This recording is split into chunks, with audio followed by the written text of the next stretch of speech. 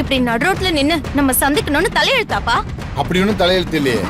உன்னை அங்க வான்னு தானே கூப்பிட்டேன், நீ தான் வரமாட்டேன்னு சொல்லிட்ட. எப்படி எப்படி நான் வந்து அவ வீட்டு வாசப்படியை மிதிக்கணுமா? இப்படி பேசினா எப்படிமா? நானும் மல்லி வீட்டில் தானே இருக்கேன், அக்காவும் அங்கே தானே இருக்கா. நீயே வந்து எங்களை பார்த்துருக்கலாம், எப்படி இருக்கான்னு விசாரிச்சிருக்கலாம். அது நீ செய்யல. என்னத்த சொல்ல, அவ செத்து போனப்ப அவ மேல இருந்த பாசம், அவ உயிரோட வந்து நின்னப்ப உங்ககிட்ட இல்ல. அதான் ஒண்ணுமே புரியலம்மா. இப்ப அதெல்லாம் மனசுல வச்சுட்டு நான் உன்னை கேட்டா என்ன ஆகும்? விடுமா, தேவையில்லாம மனக்கசப்பு தான் வரும். என்னப்பா விடு விடுன்னு சொல்றீங்க? அதான் மனசுல இருக்கிறதுல கொஞ்சம் கொஞ்சமா வெளில வருதே. நான் உங்களை மல்லி வீட்டுல வந்து பாக்கணுமா?